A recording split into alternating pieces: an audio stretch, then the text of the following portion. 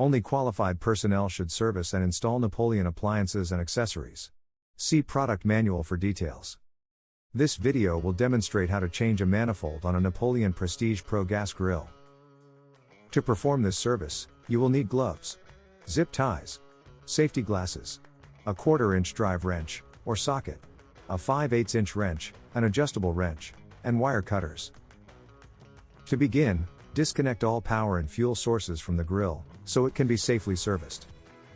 Next, disconnect the regulator from the flex hose. To do this, use an adjustable wrench, and a 5/8 wrench, to loosen and remove the regulator. Once this is done, remove the cover plate surrounding the flex hose, so it can be easily removed later on. Turn your attention to the electrical on the left-hand side of the grill. Disconnect the white Molex, and all connections to the control box, ensuring to disconnect the cabinet light in the process. Feed all the wires through the hole on the left-hand side, to allow easy removal of the manifold. Ensure the power wire harness, and control box, are left within the cabinet.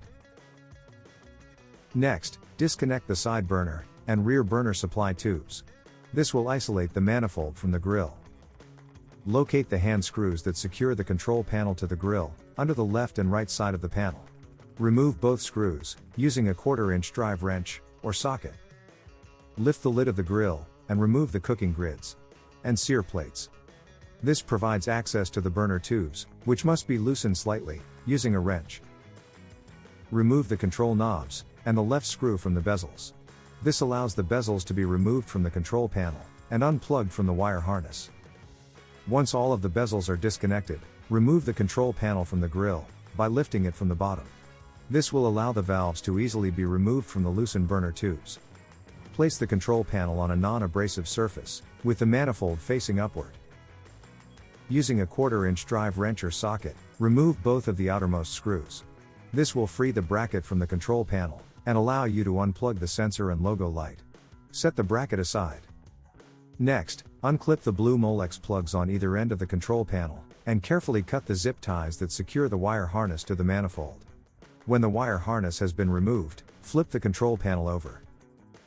Remove the remaining screws on either end of the control panel, to release the manifold. Reinstall the new manifold, and secure it in place, using the screws removed in the previous step. Flip the control panel back over, and reinstall the wire harness, starting with the blue Molex plugs. Feed the control knob wires, through the back of the control panel. And use zip ties to secure the wire harness to the manifold. Reinstall the sensor and logo light bracket to the bottom of the control panel. Re-plug the wire harness into the back of the bezel, and secure the bezel to the control panel. Followed by the control knob. Replace the control panel onto the grill, placing the top of the panel first. Ensure all the valves are correctly placed within the end of the burner tubes. Once correct placement is confirmed, re-secure the burner tubes. Replace the sear plates. And install the cooking grids. Re-secure the control panel to the grill, using the hand screws on either side of the panel. Feed the wire harness through the hole in the cabinet, and reconnect them to the control box. Ensure to reconnect the cabinet light in the process. Next, reinstall the rear and side burner supply tubes to the manifold. Tighten them snug, turning them an additional half rotation, to ensure a good seal. Perform this step with caution, as over-tightening can damage the brass connectors. Reinstall the cover plate around the flex hose, and reinstall the regulator. Tighten the regulator with 2 wrenches, being cautious not to over-tighten it. Once secure, ensure the flex hose is located in the clip, on the side of the cabinet. Next, remove the back cover, using a 1/4-inch drive wrench or socket. The back cover is located on the back of the grill, between the grill head and the cabinet. Ensure the igniter block, and bracket, remain within the opening. With the back cover removed, you will have access to the rear burner. Remove the 2 screws, shown here, using an adjustable wrench, to free up the burner. Reconnect the power and fuel supply to the grill, and turn on the control box, to ensure all the lights are operational. Turn the fuel source on, and perform a leak test on all gas connections. Ensure you use a 50-50 mix of water and dish soap, and apply the mixture to all areas where gas lines were reconnected. Look for bubbles forming at connections, indicating a gas leak, and tighten the connection if necessary.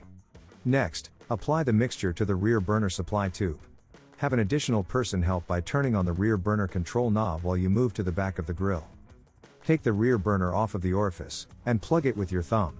Apply the mixture and look for bubbles forming at the rear connection, while your assistant checks the front. Tighten the connections if required, and shut off the gas, before replacing the rear burner onto the orifice. On the inside of the grill, replace the housing in front of the rear burner. The notches in the bottom of the housing fit under the rear burner's bolts. Lifting the burner slightly will allow easier placement of the housing. Once in place, reinstall the bolts on the back of the grill to secure the rear burner. Reinstall the back cover onto the grill, starting with the igniter block and bracket. The flanges on the bottom of the bracket fit into the holes on the bottom of the back cover. The bracket can then be secured in place before reinstalling the additional screws on the outer edges of the back cover. Apply the mixture to the side burner supply tube under the control panel and turn your attention underneath the side burner. Remove the pin, securing the orifice in place, and apply the mixture to the 90-degree elbow. Plug the orifice and turn on the control knob while looking for bubbles forming at the connections, tightening if necessary. Once confirmed there are no leaks, turn off the gas and reinstall the 90-degree elbow and pin, finalizing the leak test. Click here to view the Wolf Steel Technical YouTube page. Like and subscribe to our channel to get notifications for new product and troubleshooting videos.